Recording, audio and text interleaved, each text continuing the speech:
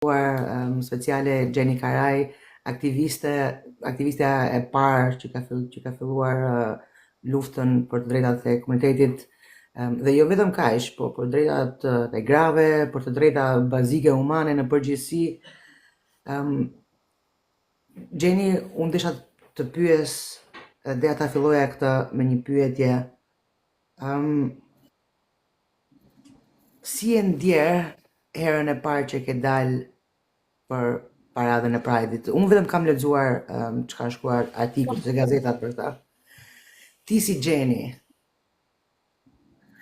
Tani, Pride i parë është zhvilluar në 2012 dhe ka qenë një Pride shumë i vogël, kemi qenë vetëm 12 veta.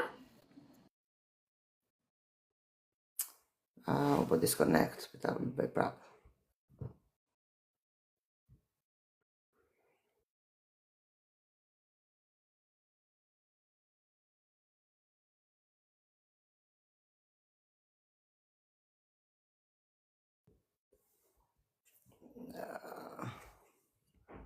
Okej, po të fitoj edhe një herë. Okej, kam çuar duket. Të erdhi ftesa prapë?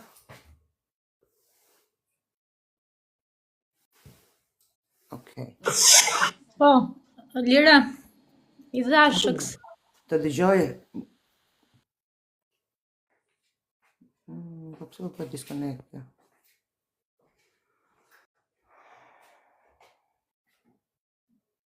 Shëndetje.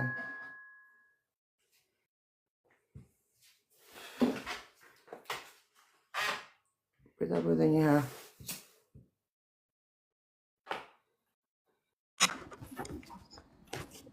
Nuk e di. Prita të bëj një herë moderatore, se ndoshta Nuk e di futem edhe më del vetë se kuptoj.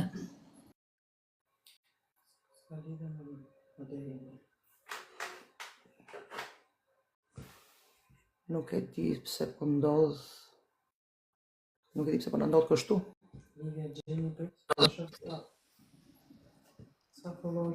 Po nuk ka lidhje, përsa ajo doli live ka. Lira, futem edhe më del, nuk e di pse më shkëputet.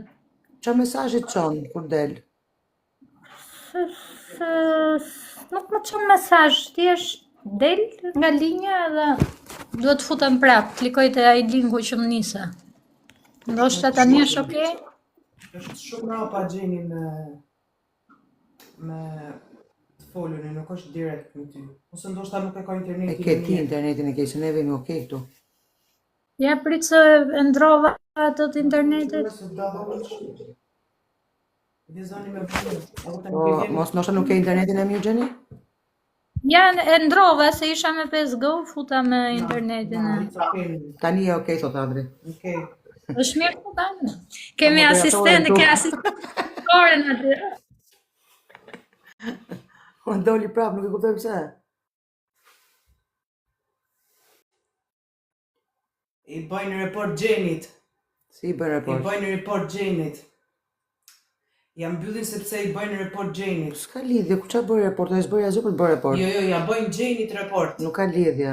Edhe nëse e bën report ajo, TikTok e shikon që s'ka gjë për të bërë report. Po pra po, në momentin që ja bëjnë report, asaj t'i nalet Guesti. Jepi adresën tame, të futet me adresën tame. Çoja timen.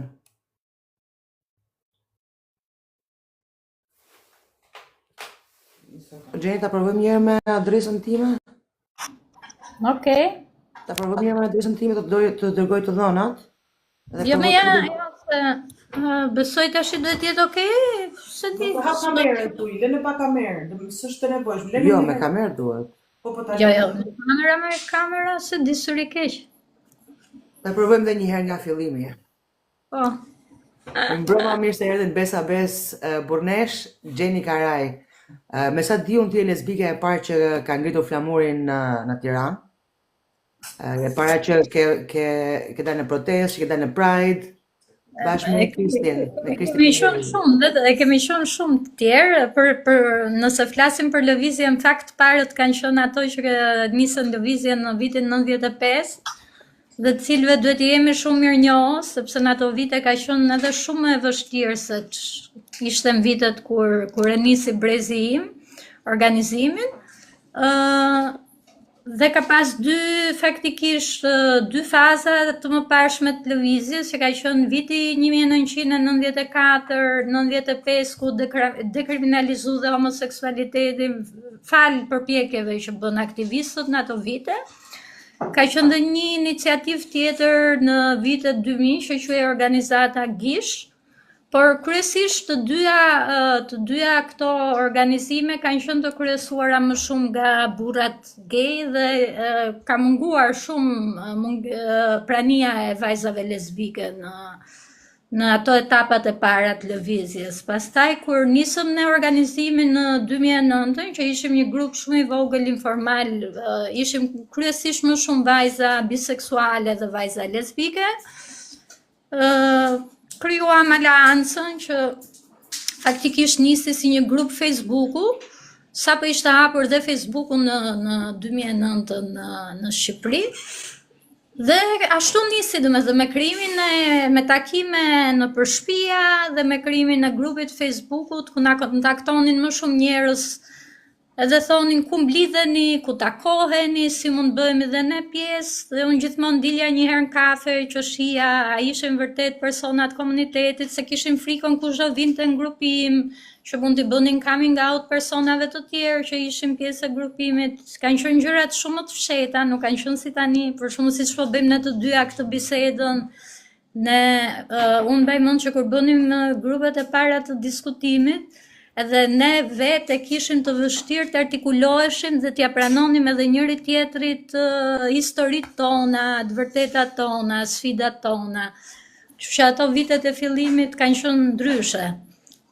Por ama kanë qenë dhe shumë emocionuese, sepse brezi jonë erdhi nga anonimati total, nga frika, nga izolimi, dhe kështu pastaj nis dhe historia e Pride-it parë që ti më pyet se si nisi organizimi.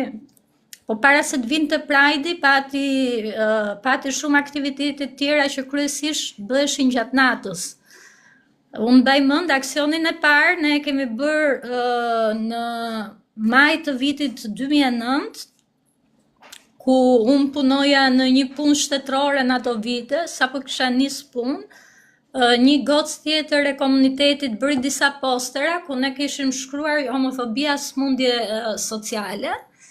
Dhe gjatë ditës në punën time i printova gjithë frika ato posterat, se thash do më kapi njëri, do më heshin nga puna, do më pyesin po ti ç'pun ke me këto gjëra. Dhe pastaj vendosëm ta bënim aksionin nga ora 12 e natës, që mos kishte shumë njerëz nëpër rrugë. Kemi qenë 3 vajza në fakt që dolëm për aksion, edhe nuk dinim si viheshin postrat, se s'kishim bërë ndonjëherë aksion, kështu që blem nga ato ruletat e mëdhaja të ngjitseve, nuk kishte staplers, dhe i binin pemës rreth e qark, lidhnim posterat që dhe mos na i grisnin lehtësisht. Dhe mbaj mend emocionin, frikën, po dhe atë ndjesinë e qëllimit, që ti ke një qëllim për të bërë. Nuk e kuptoj pse po shkëputet kaq shpesh. Nisi atë. Janë të i bë kështu pramë për nesh report se s'po beson. Të dërgova... Okay. Ja, erdha prapë se mirë ishim. Po të na falin ato që po na shohin se janë ndërprem. I bëj Gjeni, i bëj report, prandaj i nalet live, se i bëjnë report, a kupton, edhe duhet të apeloj para se të hi live, duhet kjo, domethënë të apeloj aty që mos me ja se provojmë ndonjëherë, jam mbyll, a kupton? Okej, s'ka gjë. Vazhdo ku e lam. Po, e lam të aksioni parë me postera, dhe kur dola të nesërme në rrugët e bllokut, sepse në aksionet kryesisht i bënim në këto pikat kryesore nëpër Tiranë, pash që një pjesë e posterave ishin gjatë natës, i kishin hequr, i kishin ngrisur, ato pjesët ku ne I kishim vënë posterat tek pemët dhe I kishim izolu mirë me ngjitse se kishin mbijetu.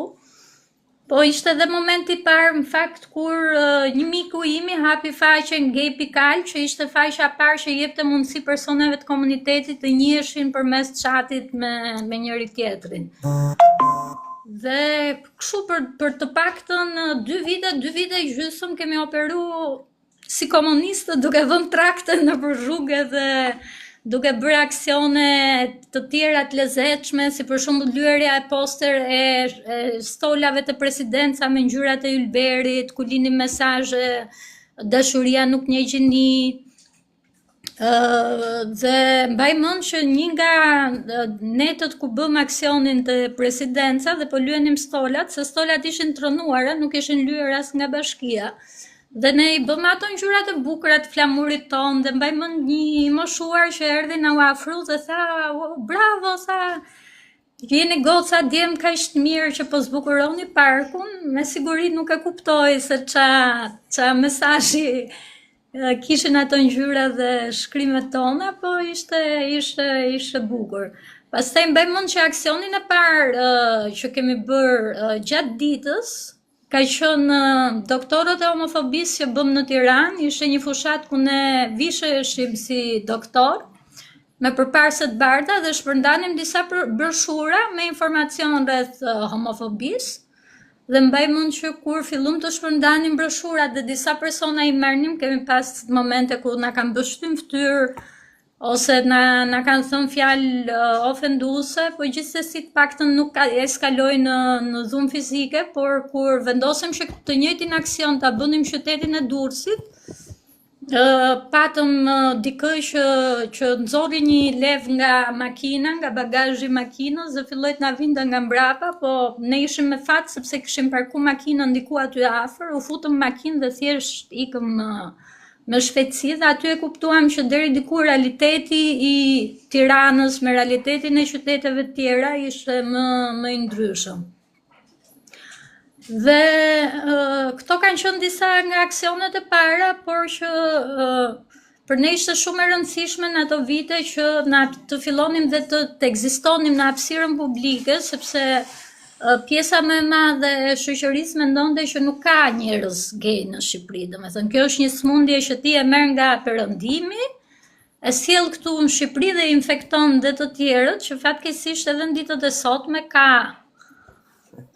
njerëz që vazhdojnë të mendojnë këto teoritë konspirative që ne, domethënë, e shpërndajmë këtë gjë ose infektojmë të tjerët me çonit gay. E di qa më bën për qefi mua Gjeni për këto gënjeshtu, të mashtrimin që I japim platformë në televizion, në media, në parlament, gjithandej. Gjëja më komike është se kultura gay ka qenë gjithmonë kulturë I lire dhe perëndimorët e morën nga neve, ishin ata që e morën nga neve, jo ne nga ata. Dhe kjo është gjëja më komike. Kur vin njerëzit dhe më thonë nuk je shqiptar, se më shqiptar se neve, nuk besoj se ka njëri tjetër. I lirët kanë qenë queer në ekzistencës tyre. Në pjesë shoqërisë në shoqëri të ndryshme dhe në periudha historike të ndryshme I përkasin komunitetit në ato vite nuk artikuloi si komunitet, sepse që të marrësh drejta si komunitet.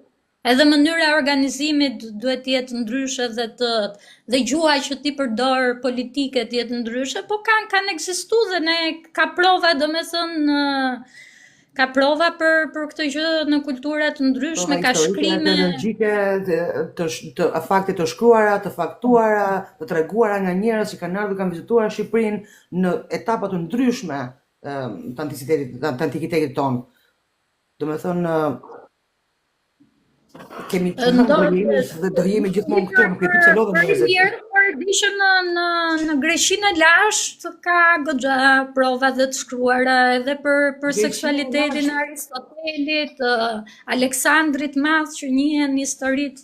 Akili. Janë bërë libra, janë bërë filma, domethënë ekzistenca nuk është se ne lindëm tani në historinë e njerëzimit, kemi qenë gjithmonë aty, thjesht dukshmëria ndryshon dhe artikulimi i kërkesave, i sfidave tona ka ndryshuar ndër vite. Por që nuk kemi qenë gjithmonë aty, domethënë, pjesë e historisë të çdo vendi, jo vetëm të Shqipërisë, po të çdo vendi. Dua të citoj një artikull, është shkruar në 2017 në Prishtina Insight, është një kërkim historik i cili të jep me link, domethënë, të gjitha këto rastet kur shqiptarët kanë qenë queer, kanë pasur marrëdhënie queer, domethënë në kohën e Ilire, gratë shqiptare, gratë ilire kanë pasur të drejtën, ishin një nga gratë më të forta në Ballkan, kanë pasur të drejtën të kishin më shumë se një partner, të cilin kë partner të donin, kanë pasur të drejtën e pronësisë, kanë pasur të drejtën e pushtetit, si Teuta, që ishte mbretëresh, një nga mbretëreshat më të forta që ka ekzistuar, por kur flasim për antikitetin grek, duhet të dim një gjë, ky është antikitet ilir, nuk është grek. E quajmë grek, por fjala grek është diçka që ka ardhur më vonë se ilirët në histori. Kemi qenë ne të parët që kemi pasur këtë lloj jetese të lirë, siç është dhe vetë fjala ilir. Dhe kush do mund të futet ta kontrollojë në Google, mos besoni fare as mua as Gjenin, futeni, kërkojeni, ja kanë qenë ilirët queer. Do thonë, fjala queer është shpikur tani vonë, sepse 500 vite pushtim nga turqit, neve jemi turkozuar, do të thonë kemi harruar treqarekun e historisë shqiptare dhe identitetin shqiptar. Luftat e tjera që janë bërë, po ashtu kolonizimi bën vetën të bën lavash truri që të bëhesh heteroseksual, familja nukleare, të besosh në Zot, që shqiptarët s'kan pasur kur Zot në jetën e tyre.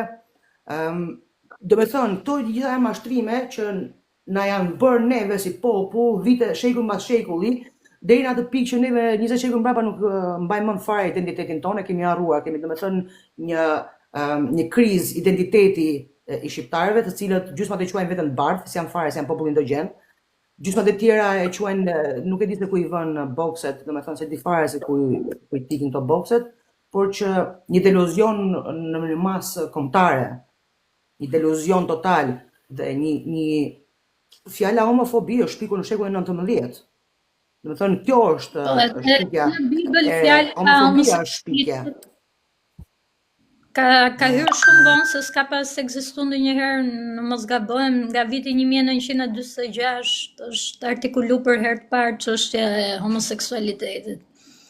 Gjithsesi, ne na intereson më shumë realiteti ditëve tona dhe ajo çka po ndodh tani, po që ekzistenca ka qenë aty, ndoshta nuk është formuluar në formën e komunitetit, po ka pasur gjithmonë historikisht në çdo kulturë dhe në çdo vend gra që kanë dashur gra dhe burra që kanë dashur burra. Dhe këtë në Indi ka pasur një seks të tretë, literalisht, kupton? Nuk është fare e re, është shumë antike. Edhe në kulturat amerikanëve nativ, indianëve nativ, edhe aty kemi pafund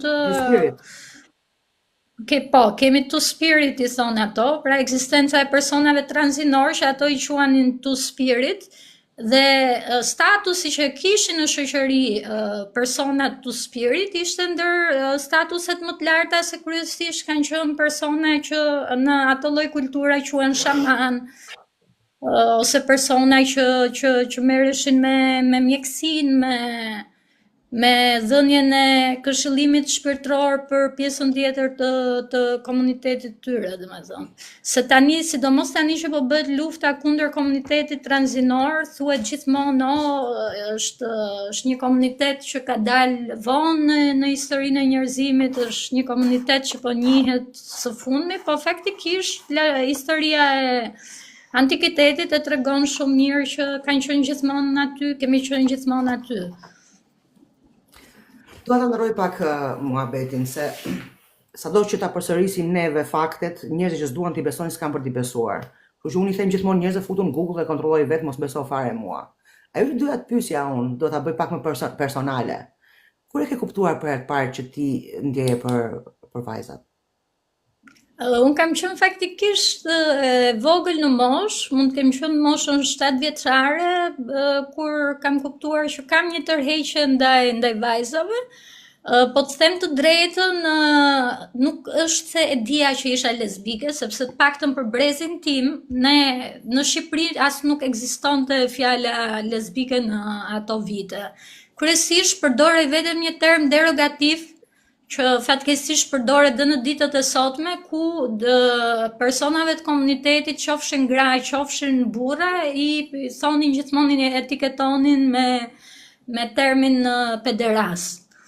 Dhe pavarësisht se kuptoja që kisha ato fluturat në stomak që i përshkruajnë gjithmonë njerëzit dhe për të thënë se ndjen diçka ndaj një personi tjetër, unë ndjeja gjithmonë kur rija me vajza. Dhe më pëlqente të kaloja më shumë kohë me vajza, më pëlqente kur jepja vëmendje, më jepnin vëmendje, kryesisht vajza pak më të mëdhaja se unë në mosh. Mbaj mend historinë e parë të dashurisë, në fakt, që ishte e njëanshme, vetëm nga ana ime. Ka qenë me një vajzë që ishte rreth 13 vjeç, unë kam qenë, siç e thash, 8 vjeç, do kem qenë ato vite. Dhe mbaj mend që kur ajo u fejua, sepse tani në ato vite realiteti ka qenë pak ndryshe, dhe jetonte në fshat, dhe unë shkoja në fshat në verë gjithmonë tek tezja e mamit. Kur mora vesh që do fejoj, se kalonim çdo verë bashkë dhe dilnim në përfusha, në përara, kalonim kohë, kënaqeshim. Kur mora vesh që do fejoj, unë ndjeva shumë keq. Më kapi një lloj kështu trishtimi, xhelozie, dhe mbaj mend që piva një tegë raki aty te shtëpia e tezës mamit dhe i shkova te shtëpia. Edhe fillova të qaja, domethënë, nuk e kuptoja ç'a ishte, se është mosha vogël dhe siç e thash, mungesa e informacionit në ato vite për ne ishte shumë e madhe. Më vonë arrita ta kuptoja, domethënë në momenti ku fillova të merrja më shumë informacion dhe të kuptoja që ka gra si unë, ishte hera parë që kam parë një film, për shembull, ka qenë 14 vjeç, ka qenë filmi Xhia, që besoj njerëz që janë komunitetit tonë kanë parë gjithë, është një film me Angelina Jolie, luan rolin e një modele lesbike. Dhe është histori shumë e bukur dashurie mes asaj dhe partneres saj, dhe kur e pash filmin në Top Channel, u mrekullova sepse ishte hera parë që pash dy gra që shprenin afeksion, bënin dashuri me njëra tjetrën, dhe aty thash, wow, si e ka vetëm unë, pas ka dhe njerëz tjerë në këtë botë që janë si unë. Edhe ne s'kemi qenë brezi internetit, do se tani kanë akses shumë të tepër brezi i ri në informacion, të shohin filma, të dëgjojnë muzikë, të kenë modele. Në ato vite ka qenë vetëm Ellen DeGeneres për shembull në Hollywood që e pranon të hapur orientimin e saj seksual. Dhe mbaj mend që çoja gjithmonë televizorin te Top Channel me shpresën që do ta rijepnin prap filmin, se në internet nuk kisha ku ta shija. Dhe pastaj ka qenë The L Word, ca vite më vonë, që ishte seriali i parë me gra lesbike, dhe aty pastaj u mrekullova fare me ziprisja që të vinte dita kur e jepte Top Channel, për çudi e ka dhënë dhe The L Word. Kështu që mbaj mend që kjo faza kur arrita ta artikuloja dhe ta kuptoja më mirë se çfarë ishin këto ndjenja që unë kisha pasur gjithmonë që në moshë të vogël, në fakt më bënin edhe të alienohesha nga pjesa tjetër e shoqërisë, sepse kuptova që njerëzit si unë, duke dëgjuar komentet e të tjerëve, komentet edhe të prindërve të mi në shtëpi kur ndonjëherë hapej kjo temë, duke parë një film ose duke folur për dikë që dyshohej që mund të ishte lesbike ose biseksuale, dhe mënyra si shpreheshin nuk ishte mbështetëse, as pak. Dhe fakti që dëgjoja gjithë këto gjëra më bënte që kisha frikë për ta shprehur hapur, qoftë me familjen, qoftë me shoqërinë. me shoqet e ngushta në universitet, në gjimnaz, sepse mendoja gjithmonë që do trëmben, mendoja që do më shihnin si të smur, do më shihnin si ndryshe. Dhe ky ishte edhe momenti faktikisht që fillova të kisha probleme me depresionin, probleme me anoreksin, të cilat u theksun sepse kjo ndjenja e vetmis, izolimit dhe e mos identifikimit, e mos pasurit shoqëri me persona tjerë që i përkasin komunitetit dhe të ndihmojnë të krijosh identitetin tënd si njeri, sepse adoleshenca është pikërisht ai momenti ku ti fillon të ndërtosh dhe të kuptosh identitetin tënd. Ishte ndryshe nga adoleshentët e tjerë që i kishin këto mundësit për të ndarë pëlqimet e tyre, për të ndarë ndjesitë e tyre me njëri tjetrin. Dhe mbaj mend që personi i parë që kam njohur dhe ishte si unë ka qenë kur isha në moshën 18 vjeçare. Dhe kanë qenë përmes rrjeteve sociale, sepse në ato vite filluan jo rrjetet sociale, kanë qenë disa platforma chati të çuditshme në ato vite, që brezi ritanis se ka i bën fare. Dhe aty pata mundësin të njëja qoftë shoqet e para, ne futeshim, unë për shembull futesha te kjo platforma me emrin Girl for Girl, kështu ka qenë kodi në ato vite. Dhe gocat të tjera që kishin nickname të ngjashme kuptonin që në ato dhoma chati, ku kryesisht kishte persona hetero, njiheshin me njëra tjetrën dhe pastaj ose bënin shoqëri ose krijonin marrëdhënie romantike me njëra tjetrën. Kështu që kanë qenë gjërat shumë ndryshe. Shiko, kur i tregon ti këto, mua më kujtohet këto filmat Paris is Burning për shembull, ose Pose FX. Kur gjërat bëhen realisht të fshehura asje. Një periudhë që nuk e di, juve domethënë literalisht keni shkruar historinë këtu në këtë moment. Të gjithë ata që kanë marrë pjesë, domethënë, unë nuk i di me emra dhe kërkimet që kam bërë, është shumë e vështirë të gjesh emrat e personave ose të dish se kush ka dalë në atë kohë ose kush ka qenë.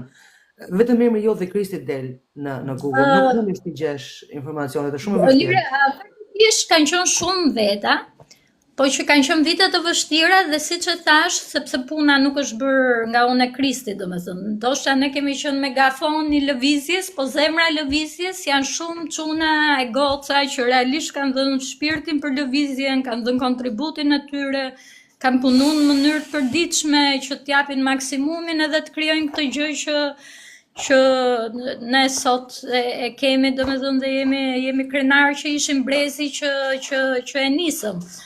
Po dhe unë jam falenderuese, domethënë, sepse një nga gjërat më të bukura të lëvizjes ka qenë dhe ky fakti i marrëdhënieve që ti krijon me njerëz shumë të veçantë dhe i kujtimeve dhe të bukura që për shembull kur ne nisëm partit në vitin 2010, i bënim të rruga ambasadave, ka qenë një lokal i cili ishte në pronësim fakt një zonjë gjermane me të shoqën e saj shqiptar, dhe ajo si gjermane që ishte, ku i tham ne që jemi grup personash queer që duam dhe ne shkretët të kënaqemi të festojmë, tha hajteni këtu sa kur doni, e keni lokalin e lirë, bëni muzikë vetë, kënaquni.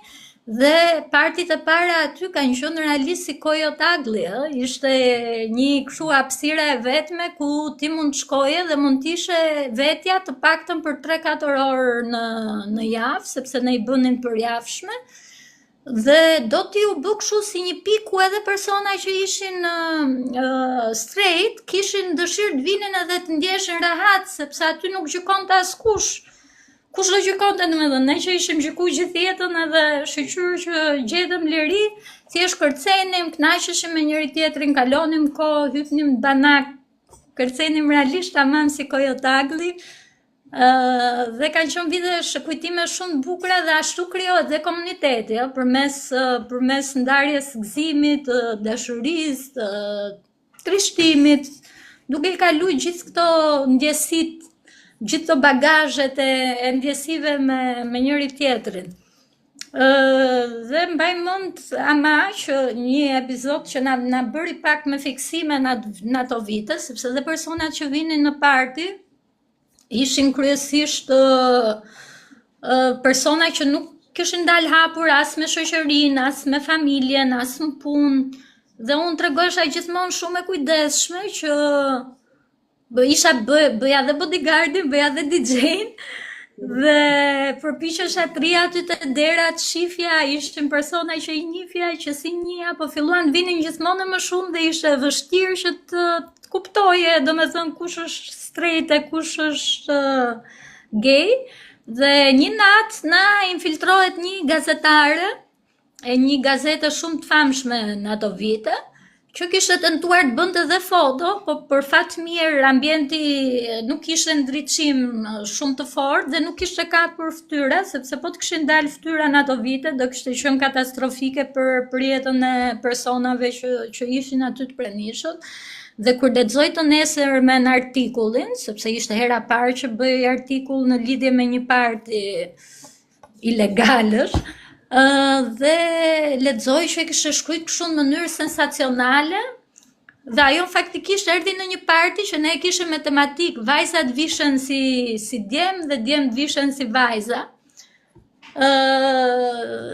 Mënyra se si e kishte prezantu gjithë këtë parti ishte që ne aty lidheshim, hanim havjar, ne hanim ca karrota të fut me nusull aty që bënda ai pronari. Do të thënë s'kishte asgjë të jashtëzakonshme, kërcenim si gjithë tjerët, kënaqeshim. Sigurisht atë ditë kishim bë tualet dhe ishim vesh ndryshe, se normalisht e tillë ishte tematika e partit, por që nxorri vendin, nxorri orën kur bëheshim partit, dhe për rrezikun dhe frikën që përbënte kjo në ato vite, ishte goxha tronditse për ne. Dhe në momentin kur unë e mora në telefon, se ja gjeta numrin dhe i thash e kupton që ti na hoqe ne të vetmen mundësi që kishim për të kaluar disa orë në jetën tonë të lirë dhe për të qenë me njëri tjetrin, se filluan të friksonin njerëzit dhe për një periudhë kohe patëm, domethënë rënje të personave që vinin parti, por që ajo tha unë e bëra për t'ju ndihmuar, sepse edhe mungesa e informacionit në ato vite ishte shumë e lartë edhe në qarqet e gazetarisë.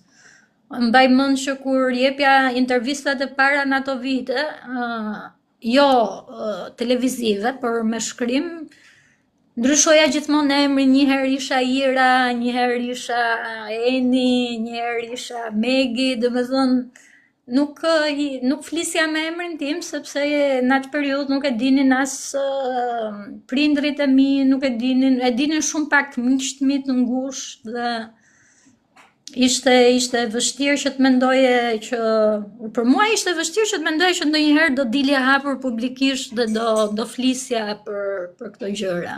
As më shkote mendja asnjëherë. As kush prej nesh mendoj që nuk e kishte vizualizuar të ardhmen e vet në këtë formë, sepse frika ka qenë aq e madhe sa unë tani kur flas me ty më kujtohet, por edhe vetë mekanizmat e mi mbrojtës, memoria ime gjatë viteve është përpjekur që ti kaloj. Sado që ti harroj ose të mundohet ti supresoj mendja, trupi, muskujt nuk e harrojnë kur traumën, dhe në momentin që ti e rikujton atë, gjithë trupi të bëhet tens dhe fillon të ndihesh sikur je prap në atë pozicion. Kjo është gjëja më se më normale, edhe të rish në këtë lloj tensioni për një kohë gjatë, të gjithë personave të komunitetit që kanë qenë në këtë pozicion i ka afektuar mendërisht, si ishte vetë ke qenë depresuar për disa kohë, dhe këtë punën e depresionit unë çdo person gay që kam njohur, sidomos shqiptar, e ka kaluar këtë periudhën e depresionit, sepse atë çka nuk kuptojnë njerëzit që ne t'ja pranojmë vetes, vetëm t'ja pranojmë vetes, është një proces tepër i gjatë. Është një proces të përlodhshëm, sepse do marrësh në konsiderat gjithë njerëzit që ke përballë dhe si do afektoj këta njerëz faktin që ti po pranon që unë jam ky që jam. Dhe njerëzit kujtojnë se ne zgjohemi një ditë themi se jeta nuk është e vështirë mjaftueshëm, po bëjmë edhe gay tani, t'ja bëjmë vetes akoma edhe më të vështirë jetën. Kupton ti tani? Kjo është ajo që unë kam thënë gjithmonë kur më thonë se kanë kalu 17 vite që unë dalë në për televizione dhe akoma ka gazetarë që të pyesin a është mod kjo apo nuk është mod, domethënë. Dhe të mendosh që dikush zgjedh për mod ose për fordh, se me që jemi në TikTok na lejojnë disa fjalë që s'na lejojnë në për televizione, Pa filtr fare. është absurditeti më i madh, sepse siç e the edhe ti vetë, të kalosh këtë procesin që nis nga vetë pranimi, edhe të mendosh pastaj që do përballesh me prindrit që e dim, dhe unë e kam parë dhe gjatë përvojës time me punën, po dhe me prindrit e mi, që edhe prindrit më të hapur, më liberal, kur fëmia vet I bën coming out, e kanë shumë të vështirë, sepse ne jemi rrit, edhe prindrit tonë, sidomos janë rrit në një shoqëri që është ndërtuar mbi një bazë komunitare, pra ku ti gjithmonë e vret menjen ç'a thot komshiu, ç'a thot halla, ç'a thot fisi, etj, domethënë. Dhe një nga gjërat që kam vënë re për shembull është që pikërisht ato familje që ndonjëherë janë më intelektualet ose më të pasurat e kanë dhe më vështirë t'i pranojnë fëmijët e tyre sepse mendojnë që fakti që kanë një fëmijë gay I ul statusin e tyre social. Domethënë kanë pas shumë më tepër solidaritet ndonjëherë në familje që në të rinj që kanë lindur në fshat ose në qytete të vogla ku prindrit kanë qenë shumë zemërhapur, shumë pranues, sesa këto prindrit intelektual që është për të ardhur keq, domethënë për që tregon deri diku që presioni social në shoqëri patriarkale dhe konservative si e jona është aq I madh sa që edhe për prindrit më vjen keq, nuk I paragjykoj në asnjë moment sepse kam përjetuar me prindrit e mi, sidomos kur dola hapur publikisht dhe e pash që dhimbja e tyre më e madhe nuk ishte fakti që unë dola hapur si lesbike, po fakti që shumë njerëz filluan t'i targetonin sepse unë dola në hapur, domethënë, dhe pasoja ti përjetuan në fundit ata si një brez që janë dhe brez më I vjetër se ne dhe kanë dhe ato domethënë stereotipet e veta, kanë ato skemat e veta që është vështirë ti ka përcejnë. Por që një gjë që duhet kuptojnë prindrit shqiptar është që në fundit, aty te koka dhe pranë nuk do t'i rrinë as komshint, as fisi, as motrat, as vlezrit, po fëmijët I dalin zot, edhe kur kanë probleme shëndetësore, edhe pse ato si pranojnë, edhe kur kanë probleme financiare, janë pikërisht ato fëmijë që si pranojnë që I ndihmojnë gjatë gjithë kohës. Kështu që para se të mendojmë për botën, mirë është mendojmë për mirëqenien e fëmijës vet dhe për dashurinë që humbasin në këtë rast nga mospranimi dhe nga mundësitë për të pas një marrëdhënie të vërtetë me fëmijët e tyre. Kjo neve na duhet një kohë gjatë që ta kuptojmë vetë se kush jemi dhe duhet marrim parasysh dhe ne që edhe prindërve tanë do I duhet një kohë ndoshta 2 herë më e gjatë sa ajo që na ka dashur neve. Sepse ashtu siç deshëm ne kota figuronim, I duhet dhe atyre kota figurojnë. Atë çka kam vënë re me prindërit e mi është më shumë meraku. Është meraku se do të bëjmë keq, do të prishim punë, do të flasim keq. Është meraku se do na ndodhi ndonjë gjë e keqe neve.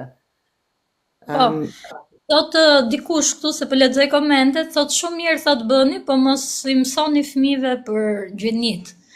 Domethënë siç e përmendëm me Lirën disa herë gjatë bisedës sotme, nuk imponohet kjo gjë dhe nuk mësohet kjo gjë. Domethënë ti lind me dashurim për një person të seksit të njëjtë.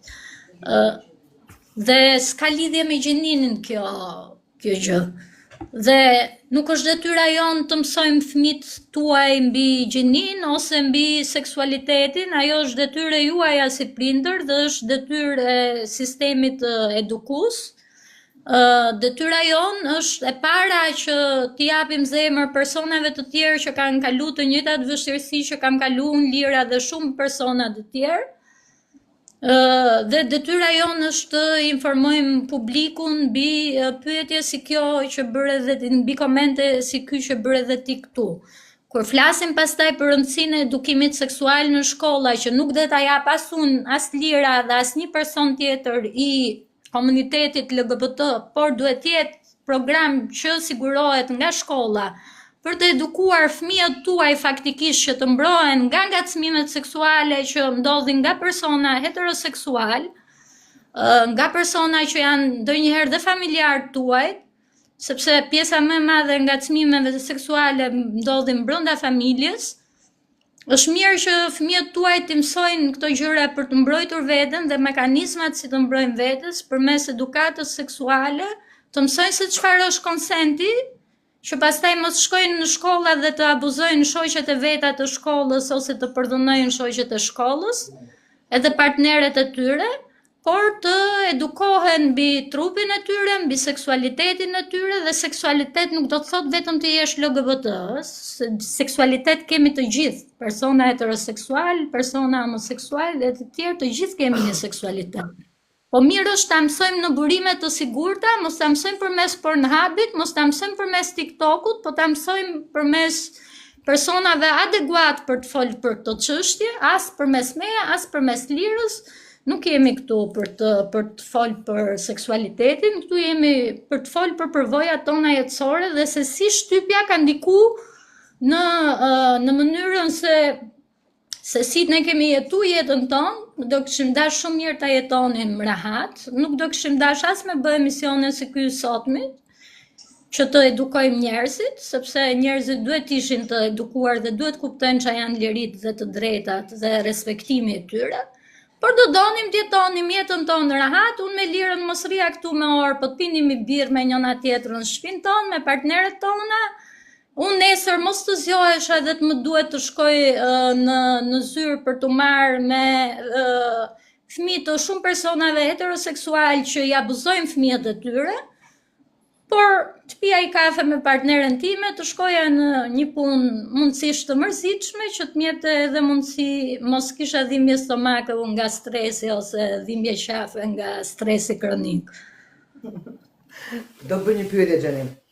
Unë kam marrë shumë mesazhe nga shumë njerëz që kërkojnë ndihmë shumicën e kohës dhe siç e ditë vetë unë gjithmonë i dërgoj tek Aleanca sepse nuk kam kontakte tjera se ku tjetër të dërgoj. Por përveç se këtyre kërkesave të ndihmës, marr dhe shumë mesazhe ku më tregojnë raste në të cilat ti ke rrezikuar jetën literalisht për të shpëtuar persona që kanë qenë vulnerabël. Sa shpesh ndodh kjo? Mund të kujtoj në një rast pa dhënë shumë informacion për personat, of course, patjetër. Do jep jakut për askënd, se e di se sa i rëndësishëm është anonimati dhe sidomos, domethënë, sekreti profesionit ton ky është që të respektojmë anonimatin, të respektojmë historitë e gjithë personave që vinë aty për gjetë një mbështetje të sigurt, domethënë. Ka pas shumë Lira, të them të drejtën, ka pas shumë raste, të cilat unë si them dot me detaje, por më ka ndodhur që na është dashur të ndërhyjmë, të shkojmë vetë me makinat tona, të marrim në ambientet ku kanë jetu persona që kanë qenë viktima të dhunës, dhe të abuzimit, edhe natën na është dashur të shkojmë në spitale, sepse nuk i jepnin mjekët ndihmën shëndetësore, na është dashur të shkojmë polici, sepse aty, pavarësisht se ti shkon dhe je viktimë e një krimi urrëtie, prap të trajtojnë si ku je ti dhunusi dhe si ku je ti keqbërësi, domethënë, jo viktima, po kalon në atë rolin tjetër të keqbërësit. Dhe këto gjëra kanë ndodhur pafund, domethënë, ka raste të shumta. Na ka ndodhur që kemi shkuar dhe jashtë Shqipërie për të shoqëruar raste që i kanë martuar me detyrim, raste që janë edhe martesat e detyrueshme për shembull janë nga plagët më të thella, sidomos për komunitetin e vajzave lesbike, sepse ne dimë që gratë janë kryesisht ato që shtyhen të martohen me detyrim. Po kam pas raste të shumta, po unë nga që kam këtë të sekretit profesional dhe kam pak të vështirë të flas për këto gjëra, por që është çështja e aktivizmit është thirrje e brendshme lira, nuk është punë, domethënë, dhe nuk është domethënë unë deri diku jam përpjekur të bëj atë që do të kisha dashur që kur isha unë adoleshente të kishin bërë njerëz të tjerë për mua. Dhe të them, të jem e sinqert me ty, nuk e kam fillu aktivizmin se mendoja që do ndryshoja botën, sepse thash unë ne as e dinim çfarë ishte aktivizmi në ato vite ne as e dinim që po bënim aktivizëm me atë që po bënim në ato vite, por që e nisëm me të çliru veten si fillim, domethënë, me dal nga ajo ndjesia e izolimit dhe vetmisë që unë përshkruajta pak më përpara, dhe për të fitu lirin ton personalisht, pastaj gjatë rrugës duke krijuar atë frymën komunitare dhe duke kuptuar se forcën e qenit komunitet dhe qenit bashk mori një rrym tjetër, pastaj mori rrugë tjetër dhe u kthy në një lëvizje, domethënë, nga një gjë e brendshme e jona për të çliruar veten, u kthy në një lëvizje më të madhe. Ata që shlirojnë veten, shlirojnë dhe të tjerët, duke shliruar veten ne shlirojnë të tjerët. Gjithmonë fillon nga vetja, unë gjithmonë shikoj, kam një foto time, kam qenë diku te 15-16 vjeç dhe e kam në screen të telefonit dhe e shikoj gjithmonë, sepse çdo gjë që unë bëj, për sa i përket komunitetit ose për sa i përket drejtave të grave dhe të vajzave, unë e bëj për atë lirën e vogël që se pati kur mundësinë, se pati kur mbështetjen, dhe si pati kur fjalët. Nuk dua në asnjë mënyrë që një person tjetër të ndjehet ashtu siç u ndjeva unë, dhe nëse unë mund ta ndryshoj këtë gjë për veten time, unë shëroj dhe atë fëmijën e lënduar që kam brenda meje që do donte të ishte e lirë, por që nuk e pati kur mundësinë që ta jetonte atë rinin ashtu siç duhet ta kishte jetuar, kupton? Në vend të kësaj gënjeshtrës madhe që unë kam jetuar, do kisha dashur të kisha jetuar këtë të vërtetën, sado e frikshme, sado e lodhshme, sado e vështirë të ishte. Unë do e kisha dashur këtë, por nuk e pata kur mundësinë. Kemi humbë shumë vite, ndoshta edhe një pjesë të viteve shumë të bukura të jetës, që është adoleshenca, e më tutje, siç e the edhe ti, duke jetuar brenda një gënjeshtre që në fakt nuk e donim ne, po. Në fakt na u imponu nga rrethanat dhe nga shoqëria e atyre viteve. Dhe vetmja gjë që ndërroj unë kur pyesin si e ndërron të ardhmen është që persona të tjerë LGBT si ne, kur e kuptojnë çfarëdo moshe e kuptofshin, të ndihen të lirë që ta jetojnë jetën e tyre të qetë dhe mos i duhet të futen brenda këtij burgut të frikës që ti jeton dhe humb vite shumë bukura të jetës duke mohu veten, domethënë. Kjo është ajo çka duam ne në fundit, nuk po kërkojmë ndonjë gjë të madhe. Thjesht jetojmë me dinjitet, jetojmë të lirë, jetojmë pa frikë, sepse po e shohim që sidomos këto vitet e fundit, sidomos që nga zgjedhja e Trumpit, ardhja e Trumpit në pushtet, niveli i frikës brenda komunitetit LGBT është rritur shumë, dhe kur është rritur në vende si Amerika, ku unë kam shoqe që jetojnë në Los Angeles për shembull dhe më thonë që ne kemi frikë të dalim dorë për dorë, të ecim dorë për dorë me njëra tjetrën. Kur ndos ky lloj realiteti atje, imagjino pastaj se çfarë efekti domino ka gjithë kjo kulturë e dehumanizimit, luftës kulturore, culture war që e quajnë në anglisht, domethënë dhe polarizimit shoqërisë në vende të vogla si Shqipëria, ku vazhdojmë thash të jemi konservator dhe patriarkal në thelb, domethënë.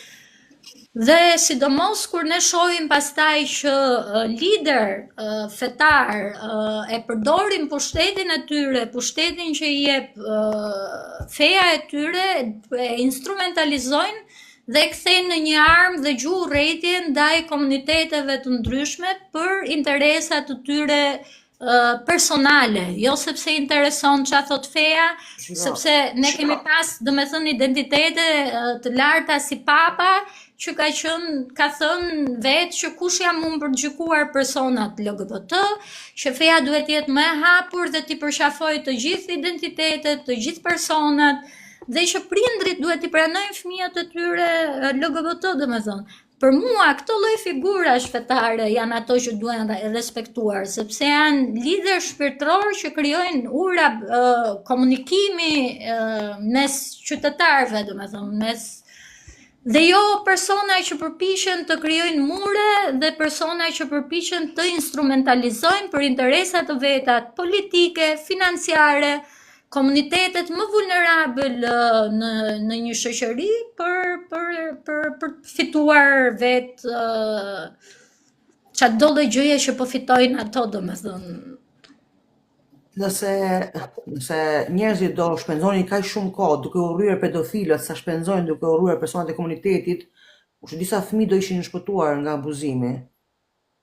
Do me thonë të koncentrohesh në 3% të popullsisë, kur 97% e ofenduesve seksual, e abuzuesve, e pedofilëve janë persona hetero, me gjysmën e tyre duke qenë burra të martuar, atëherë juve këta, unë mendoj që këta e kanë krijuar këtë rrjet mashtrimi, manipulimi për të mbrojtur veten e tyre, do të thonë janë si këta. Se për çfarë arsye ti përkushtohesh se 3% e popullsisë? Me skandalin e Epstein e pam shumë mirë, domethënë që ato burra politikanë që na shesin moral nga mëngjesi deri në darkë, se ç'kan bërë, domethënë, kështu që gjithë hipokrizia e personave që kanë pushtet dhe kanë përdorur pushtetin e tyre në fakt jo për të ndihmuar, po për t'i dhënë mundësi për versioneve të veta që të shpalosen, dolin pa përmes këtyre skandaleve. Dhe sidomos këtyre burrave më të fokusuar të mbrojnë pedofilët se sa të ndihmojnë fëmijët. Edhe këtu është problemi, se juve doni të mbroni pedofilët, dhe ata që mbrojnë pedofilët janë shokët e pedofilëve që janë është pedofil. Nuk ka, do me thonë, nuk mundet një person normal të mbrojë një pedofil. Duhet të jesh pedofil që ta mbrosh pedofilin. Përndryshe pse po e mbron? Për çfarë arsye? A kupton? Po. Mua s'më pëlqen kjo retorika që po përdoret sidomos në Shqipëri gjatë viteve të fundit, qoftë edhe nga Partia Demokratike që po përpiqen të imitojnë në mënyrë të shëmtuar Trumpin, ku komuniteti LGBT po dehumanizohet dhe po na kthen në vitet pas, siç e thash unë në fillim të bisedës tonë, ku njerëzit mendonin që ne nuk ekzistonim, që ne ishim pervers, që ne s'mund të krijonim familje. Ne nuk kemi ndonjë ndonjëherë foshnjë, as kemi sakrifikuar ndonjëherë foshnjë, kupton? E kanë luftën me njerëz të gabuar. Kemi kriju familjet tona me shumë vështirësi, sepse siç e thamë, është shumë vështirë që ti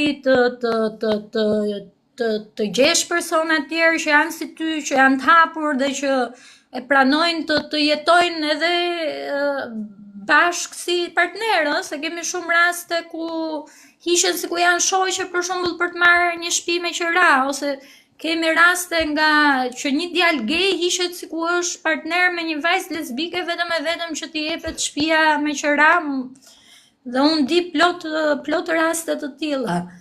Dhe s'kemi më pse t'i detyrojmë njerëzit që të jetojnë në këto kushte dhe t'i duhet bëjmë këto lloj sakrificash për siç kemi dhe raste të personave të komunitetit që janë transinor, që e marrë për shembull një shoqe ose një shok gay ose lesbike shtëpinë me qira dhe më pas futen ata, dhe kur pronari e merr vesh që një person trans po jeton në ato shtëpi, i nxjerrin nga shtëpia vetëm se janë transfob.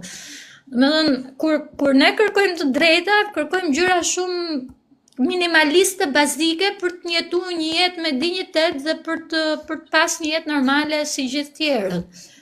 Që edhe fëmijët që do lindin nga marrëdhëniet tona, thonë disa si lindin, no? Tani ato që thonë si lindin, mund të bëjmë një emision që t'ja shpjegojmë edhe kështu me dhëna shkencore. Por që fëmijët që lindin nga ne ose fëmijët që vinë nga një partnere tjetër të njihet si fëmija jot në momentin që ju keni kriju partneritetin, të regjistrohet dhe të gëzojë të njëjtat të drejta si gjithë fëmijët e tjerë.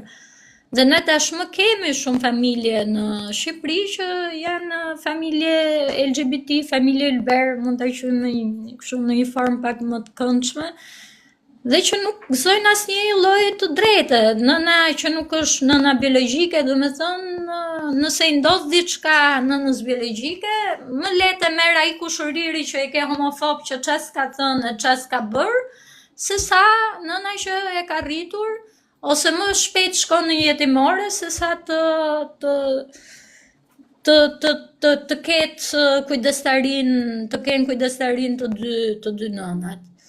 Kështu që për mua këto janë padrejtësi që duhen adresuar për të kriju një shoqëri më harmonike, më të përbashkuar, dhe nuk i sjell keq dhe problem asnjë familje njoja e të drejtave të një familje tjetër. Nuk cënon asnjë lloj të drejte, nuk i heq asnjë lloj të drejte, por ama bën një familje tjetër që të futet në këtë bashkësinë e të drejtave, bashkësinë e një komuniteti më të bashkuar, e një komuniteti më solidar, e një komuniteti që jep kujdeset për njëri tjetrin dhe krijon në fundit një shoqëri më të mirë për të gjithë. Sepse ne kemi parë që shoqëritë ku ndasit, qoftë ideologjike, qoftë kulturore, qoftë etnike, e të tjerë, krijen shoqëri të cilat janë shoqëri të smura, shoqëri problematike, dhe ne po e shohim çfarë po ndodh në Amerikë tani, ku shteti po vret qytetarët e tij, domethënë, vetëm sepse nuk i quajnë qytetar legjitim, sepse kanë një ngjyrë tjetër lëkure, sepse vinë nga një vend tjetër, ndërkohë gjithë Amerika është një kontinent i cili është krijuar përmes kolonizimit, po, dhe janë të gjithë refugjat. Realisht nga i pari dhe deri i fundit, vetëm njerëzit indogjen nuk janë refugjat aty. Këto gjithë tjerët janë të ardhur. Nuk e di pse mashtrojnë veten, duke thënë vetes se janë bukur. Të gjithë shokët e Trumpit janë të ardhur faktikisht. Po Trumpi dhe gruan e vet e ka imigrante, tash e kupton. Shiko, sa herë që flas për Trumpin, mua më vdesin sa qeliza truri, e kupton? Nuk do t'i jap fare platformë këtij pedofili fare. Le ta kthejmë prapë në Shqipëri. Dhe do ta kthej prapë në çik. Dua të pyes pak për ato vitet e tua të para edhe një herë. Kur e ke dhënë puthjen e parë? Puthjen e parë, thash unë, e kam dhënë vonë pra 18 vjeç. 18 vjeç. E ke bezdi ta të flasësh pak për këtë moment? A është okay? Tani ka qenë i skenë, po jo, me që jemi në TikTok kështu, edhe Livia më tha mos u bëj serioze si që bësh ato emisionet televizive. Do me thënë, e dashura parë që kam pasur unë ka qenë një vajzë që e njoha në universitet, dhe unë kam pasi papaq të vogël, se dia ekzistojnë më ato motorat e vegjël për cilin shkoja në universitet. Dhe mbaj mend që një nga gocat e klasës më thot një ditë, a mund të më shoqërosh deri diku, në fakt nuk ishte te grupi im, ishte një grup tjetër, kështu që se kisha parë shpesh, po thash okay, ku do të shoqëroj? Dhe më tha do më çosh deri te shtëpia. Dhe ndërkohë që isha në përjepja motorit, ndjej që duart e saj nga pozicioni barku të ngritën pak më lart. Kupton? Aty thash, "Oh, çfarë po ndodh këtu?" Ishte momenti që e dha sinjalin që më kishte qef dhe pastaj thjesht dolëm, u njohëm më shumë dhe aty ndodhi dhe puthja parë, domethënë. Shumë cute. Po. Kur ke ngritur flamurin për herë të parë, unë kam parë vetëm një video që ke dalë me bicikleta. 2012, po. Dua të di për emocionet para dhe mbrapa. Emocionet para ishin do jetë një katastrofë, qa do bëhet, qa do ndodhi, na plasi një shi me gjyma, tham o zot, qa do bëjmë, të bëjmë, mos ta bëjmë, dhe aty tha Kristi, jo, sa do dalim, le tjetë shiu, edhe 5 veta t'jemi, do ta bëjmë Pride-in, unë nisëm, si që the edhe ti, ishim shumë pak veta, 12 veta në mos gabohem. Dhe mbaj mend që ndërkohë që sa nisi pedalimin, e patëm një sulm fakt nga mund të kenë qenë 4 djem në mos gabohem, që ishin fshehur pas zonës kolonave, aty ku janë kolonat sot tek korpusi. dhe fillojnë të hedhin të hedhin shashka, për që bënin një zhurmë të tmeshme nga këto që hidhen në stadiumet e futbollit. Po për fat mirë policia faktikisht I arrestoi direkte. Ne vazhdojmë petalimin, nuk ndalum. Dhe mbaj mend që ndërkohë që I jepja biçikletës, kam përjetuar një ndjesi lirie që nuk e kisha përjetuar kurrë në jetën time, dhe pse në atë bulevard I kisha dhënë biçikletës, kisha hec me qindra herë, domethënë, më duk sikur për herë të parë eca në atë bulevard dhe pushtova atë hapësirë si vetja ime, dhe ajo liri që të jep ndjesia e të qenurit vërtet me veten, ishte nga ndjesitë më të bukura që kam provuar ndonjëherë. Mbaj mend që policët, se ishte viti I parë, dhe policët ishin, kur do mbarojnë këto pip, e të tjerë, po që ne vazhduam bëm atë itinerarin që kishim vendos. Bëm dhe na 2 intervista në fund fare që ishim shumë, na duke sikur kishim çliru Tiranë me 17 maj, po është ndjesi që s'do ta harroj kurrë, domethënë ato paradat e para kanë qenë realisht unike, sepse ishte edhe kjo frika e madhe. A do vinë njerëz, mbas 12-çës, vitin e ardhshëm ishte a do vinë njerëz, a s'do vinë njerëz, a do na sulmoj njeri, a s'do na sulmoj njeri. Dhe unë mbaj mend për shumë që kisha anktin aq të madh ndonjëherë, sa që pija Xanax para se të dilja, po ndërkohë duhet mbaja edhe vjellja para se të dilje dhe të niste parada, po ndërkohë duhet mbaja edhe biçikletën të jepja, duhet mbaja edhe megafonin që të flisja ndërkohë që I jepja biçikletës, edhe thoja zot inshallah s'po rrotzohem, inshallah s'po ndodh ndonjë gjë. Po kur shifja pastaj që fillonin vinin njerëz, më ngrohej zemra dhe ai është momenti më I bukur ku ti sheh që po vinë njerëz edhe do jepen mesazhet, se në fund fare janë njerëzit ato që bëjnë paradën, do japin shpirtin paradës edhe do japin edhe mesazhin pjesës tjetër shoqërisë që ne se thonë gjithmonë pse duhet I bëni paradat, ju pse duhet tregoni veten, edhe ose bëhet gjithmonë ajo pyetja pse duhet të jeni krenar ju për veten. Duhet jemi krenar për veten sepse siç e përmenda bashkë me Lirën, siç e përmenda bashkë me Lirën gjatë bisedës tonë, të kalosh gjithë të peripeci vetëm për faktin se ti do një person të njëjtit seks ose sepse ti ke një identitet gjinor që pjesa tjetër nuk e pranon, është një idiotësi shumë e madhe, po është dhe një dhimbje shumë e madhe për personat si ne që të ndihen të papranuar, të përjashtuar, të poshtruar nga familjet, nga shoqëria, nga kolegët etj. Dhe të kesh guximin që ti dalësh kësaj ignorance përballë dhe ta sfidosh këtë ignorancë duke bërë një jetë të vërtetë dhe të sinqertë me veten, është guxim I madh, domethënë. Dhe për këtë unë I them gjithë personave të komunitetit vazhdojnë të jenë krenar për veten, vazhdojnë të luftojnë për veten dhe pjesës tjetër nëse nuk I pëlqen të ndryshojnë televizionin kur ne bëjmë paradën ose të ndryshojnë rrugën kur ne bëjmë paradën, rrugë ka plot, kanale ka plot, sepse ne nuk do ishim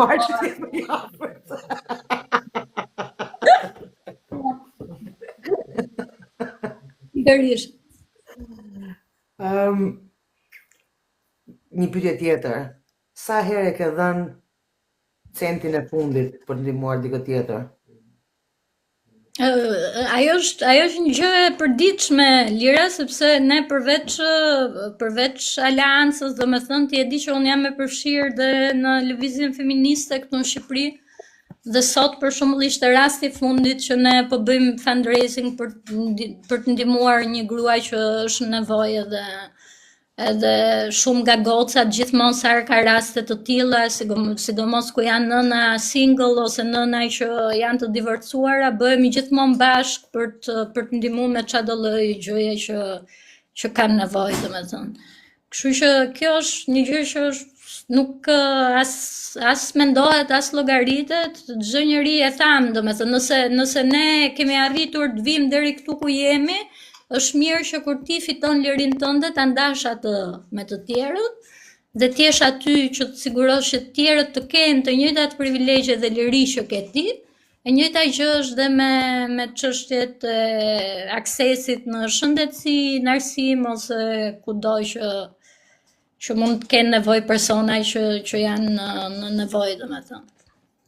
Një pyetje tjetër.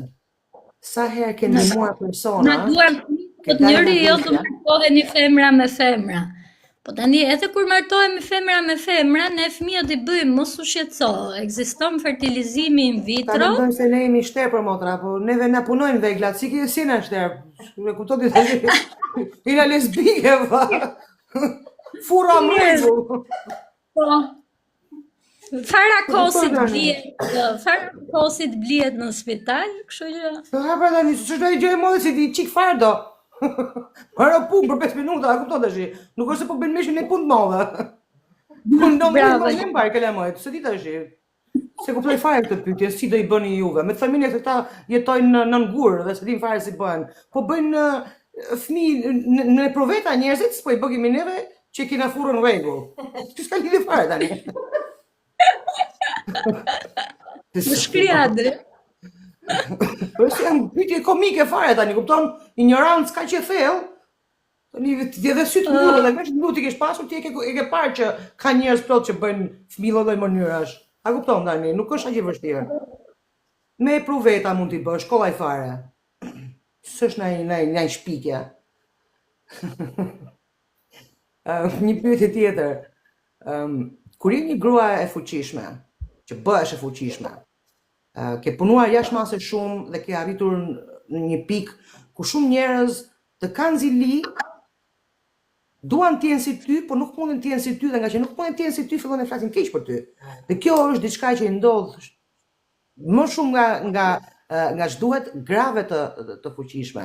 Në burrat e fuqishëm nuk ra merren njerëzit, por kur një grua bëhet e fuqishme, kur një grua fuqizohet, dalin gjithë dhe thonë, jo po këtë se bëre mirë, jo po qerpikun e kishe kështu, jo po qimin e flokut e kishe kështu. Dhe kapën me gjëra më idiote, si të ulin vlerën që ti ke. Jo, është e vërtet kjo dhe shumë e drejtë ajo që theti që kryesisht i ndodh grave, sepse mendojnë që gratë edhe mund të intimidohen më lehtësisht edhe mund ta mbyllin gojën më lehtësisht duke i sulmuar dhe duke i intimiduar. Por ndërkohë historia tregon të kundërtën, që nëse një grua gjen zërin e vet dhe forcën e vet, nuk ka gjë që arrin ta pengojnë atë që është vokacioni, misioni saj etj. Që unë kam pasur sulme, kjo dihet domethënë, është e njohur sepse kryesisht sulmet kanë qenë gjithmonë publike, por që siç e thash dhe më parë, ajo vokacioni që ti ke, thirrja që ti ke dhe në fund fundit ai qëllimi që unë kam zbuluar për jetën time dhe që më mungonte më përpara dhe nga kjo mungesa e të pasurit një qëllim në jetë, mendoj që më vuri përfund për shumë vite dhe depresioni dhe në momentin ku nisa aktivizmi faktikisht ishte ai momenti ku unë fillova të bëhesha më mirë, mos kisha më nevojë as për ilaçe sepse gjeta një qëllim në jetën time, ku ti drejtoja zemrimin tim, dashurinë time, ku të drejtoja aftësitë e mia e të tjerë. Në atë moment do me thënë kuptova që asgjë s'ka rëndësi, ajo çka është rëndësishme është që unë të arrij atë vizionin tim që kam për botën, për veten time, për lirinë time dhe për lirinë e njerëzve të tjerë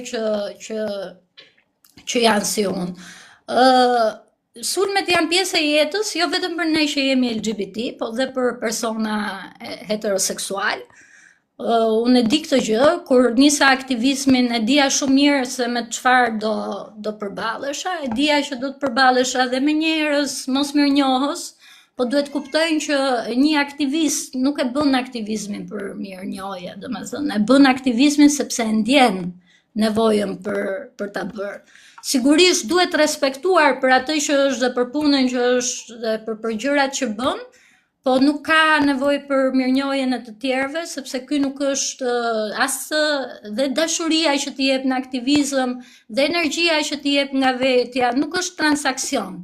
Unë nuk e bëj se do të marr diçka mbrapa. E bëj sepse kam nevojë që atë qëllim që unë e ndjej në jetë ta çoj përpara me sa më shumë dinjitet, me sa më shumë dashuri, a kam bërë gabime. Sigurisht që mund të kem bërë dhe gabime gjatë aktivizmit tim, në fundit të gjithë jemi njerëz, disa gjëra mund të ishin bërë shumë më mirë, disa aktivitete mund të ishin bërë më mirë, prajdi mund të ishte bërë më mirë, puna e përditshme mund të ishte bërë më mirë, sigurisht, por bujrum kujdo që do të bëj gjërat më mirë të na bashkohet, sepse sidomos brezi i ri që ka shumë më tepër ide se ne, ka shumë më tepër mjete se ne. Unë thash, unë hera parë që u futa këtu në TikTok se nuk e përdor shumë, nuk e marr vesh shumë mirë. Le të bashkohen, le të japin idetë të tyre, kjo nuk është një punë që bëhet vetëm, domethënë. Aktivizmi është një vepër kolektive, është një zemër që rre fal frymës kolektive dhe solidaritetit, dhe nëse duam që gjërat i bëjmë më mirë, duhet i bëjmë të gjithë bashkë. Edhe kritikat, unë jam një njeri që, jo për modesti, po e them jam një njeri që i pres kritikat hapur, por një gjë që nuk honep dot është mungesa e respektit. Atë nuk e toleroj dot. Si femër e fortë që e the dhe ti, atë nuk e toleroj tek askush, nuk e toleroj mungesën e respektit nga personat e komunitetit, nuk e toleroj nga nëna baba im, nuk e toleroj nga persona që i kam shumë për zemër. Dhe këtë gjë duhet ta bëjnë gjithë, sidomos gratë, sepse gratë e kanë të shpirtin e sakrificës që të tolerojnë ndonjëherë edhe kur të tjerët nuk sillen mirë me to, por nuk e toleroj. Që gjitha gratë duhet të vënë si rregull që në momentin që një person të disrespekton, të tregon mos respekt, të vësh kufirin te thana ose t'ja mbyllësh derën fare. Se nuk të hynë punë ta njerëz, kupton, ta nuk janë aty për të ngritur, janë për të ullur. Kështu që unë si person, domethënë, jam e njohur për vënie bloku edhe mos heqje bloku. Unë po ta vura bloku nuk ta heq më. Jo. Unë jap njerëzve një shans të më zhgënjejnë. Nuk mund të zhgënjesh dy herë, se pastaj bie që mu budallaqe. Kupton? Kufirin te thana që në fillim dhe ashtu janë rregull. Unë kam parë jo vetëm një herë, por shpesh herë, personat të komunitetit që ti vërtet i kanë ndëmuar jashtëmase shumë. Dhe ka pasur ata që kanë dalë dhe publikisht dhe e kanë hedhur poshtë të punë, dhe si një person i komunitetit që nuk kam qenë fare aty, po që i kam dëgjuar dhe i di shumë mirë se sa punë dhe sa ndihmë është dhënë këtyre personave. Është një thyrje shpirti ndryshe, mendoj unë, ku një person nuk ta vlerëson dashurinë që i ke dhënë në radhë parë, respektin që i ke dhënë dhe pastaj ndihmën që i ke dhënë. Ndihma është e fundit fare. Ndihmën e jep një personi që i jep dashurinë në radhë parë. Dhe kur njerëzit ta hedhin poshtë të gjë, është e dhimbshme. Dhe jam më së fundit, domethënë, një person i komunitetit doli në televizor, s'dua të përmend emra, por ne si komunitet ishim shumë të shokuar nga deklaratat që u bën në media shqiptare, nga një person që është ndihmuar më shumë nga gjithë, mendoj unë. Më shumë nga gjithë. Mira, ne dim që jemi një komunitet që secili prej nesh mbar traumat e veta nga jeta që ka pasur. Trauma ka dy karakteristika, mendoj unë, nisur nga eksperienca ime dhe personale. Trauma ose të bën njeri më të mirë, ose të bën një njeri që të je më i egër me jetën, më i egër me personat që të rrethojnë, dhe unë i kuptoj të dyja këto aspekte të traumës, dhe pikërisht sepse i kuptoj këto dy aspekte të traumës, kam dhe 17 vite që e bëj këtë punë, domethënë. Nëse nuk do të kuptoja reagime të tilla dhe pse ndodhin reagime të tilla, nuk do isha këtu pas kaq vite, sepse rastet kanë qenë të shumta gjatë këtyre viteve të personave që kanë mohuar ndihmën ose janë artikuluar në mënyra jo shumë të këndshme, në mënyra që edhe të lëndojnë, siç e përmend edhe ti, të lëndojnë ty, shkaktojnë dëme në komunitet e të tjerë, domethënë. Por që gjithsesi brenda komunitetit ton ka shumë dashuri, edhe me rastin e fundit që ti përmende, i gjithë komuniteti u bë bashk, jo vetëm afër meje, por dhe afër lëvizjes, sepse unë jam megafoni, kam qenë deri diku, jam përpjekur të jap më të mirën time dhe të jem megafoni i lëvizjes, bashkë me Kristin dhe të tjerë, por në fundit ajo puna e përditshme që ti përmende bëhet nga njerëz të jashtëzakonshëm, super të guximshëm, nga njerëz që japin, e the edhe ti, jo ndihmën, se ndihma është e fundit, por japin respektin, dhe japin dashurinë, japin ngrohtësinë, e tjerë, domethënë, dhe rruga jonë dhe qëllimi jonë është aq i madh sa që nuk do na ndalin as ato që janë kundër nesh, as ato që janë brenda nesh.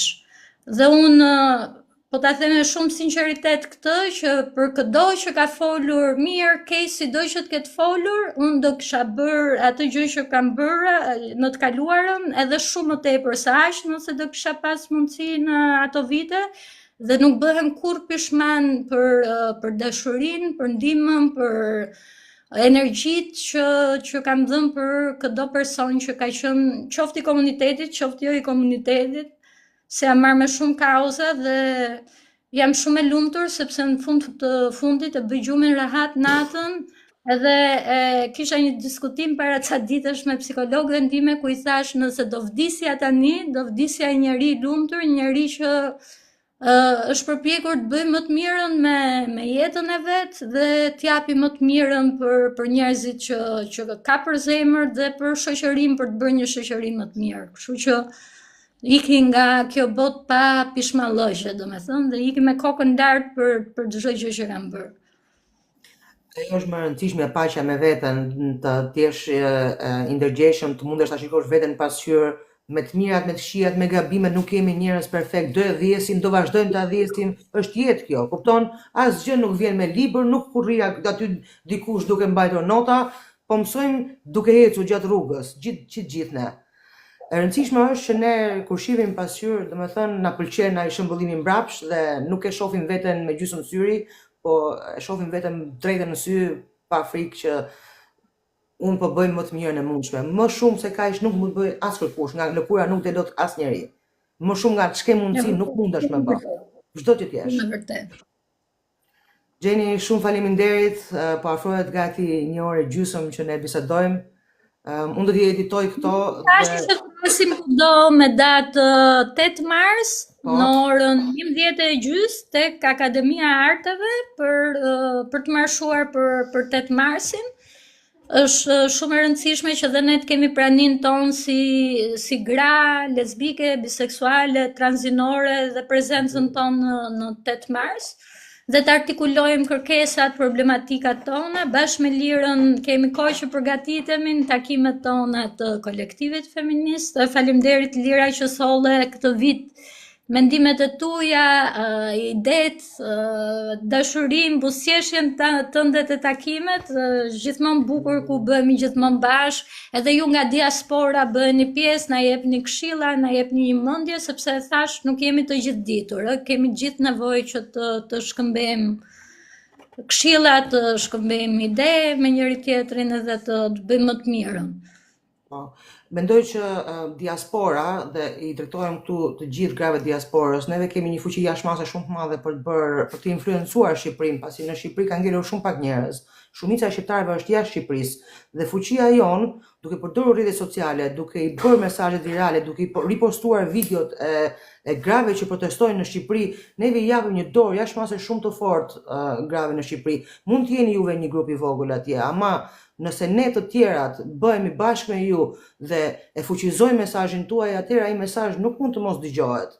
Ne kemi një fuqi jashtëmase shumë të madhe, si në Shqipëri, si në diasporë, ne mundemi të protestojmë. Nuk është e nevojshme të dalësh në rrugë, mund të ripostosh fotot, videot, mesazhet e grave të cilat po luftojnë në terren. Mund të kesh mundësi të dalësh në terren, mund mos kesh mundësi të dalësh në terren. Mundësitë të ndryshme, por ka gjithmonë një mënyrë për të ndihmuar, ka gjithmonë një mënyrë për të ndihmuar. Vetëm të gjithë bashk mundemi ta bëjmë të ndryshim. Vetëm të gjithë bashk mund t'i lëmë fëmijëve tanë një botë më të mirë për të jetuar. Vetëm të gjithë bashk neve mundemi ta rregullojmë të mesele që i kemi bërë Shqipërisë,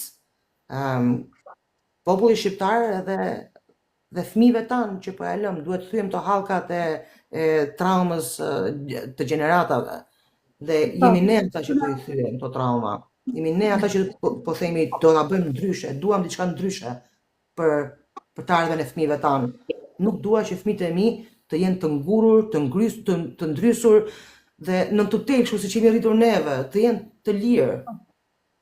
E vërtet, shumë. Dhe në këtë presionin e madh social të turpit, të ndjenjes së turpit, të mbylljes së gojës, të mos jetuarit jetës si person i lirë, etj, sidomos për gratë dhe vajzat. Pra, me 8 mars na bashkohuni me ne. Neve jemi shumë të revoltuara këtë vit, do të thënë ne gjithmonë jemi të revoltuara, por këtë vit jemi akoma më të revoltuara se dolën njerëz duke grënë fëmijë, kupton ti tani? Nëse nuk revoltohesh në këtë moment, kur do revoltohesh, për kur po e lën, nuk e kuptoj. Se kur të ndodhin neve fëmijëve tanë është tepër vonë, atëherë mos revolto fare atëherë. Kur të ndodhin neve është tepër vonë. Nuk ke pse revoltohesh, ulu pi çaj, mos u revolto fare. Se duhet ta kisha bërë punën më përpara, pa të ndodhur, apo jo? Me parandalu gjën, jo të presh derisa të ndodhi keqja dhe pastaj do jo po ç'a ndodhi. Jo vaj kishe mundësi me ndalu, s'bën asnjë gjë, në të shtëpi.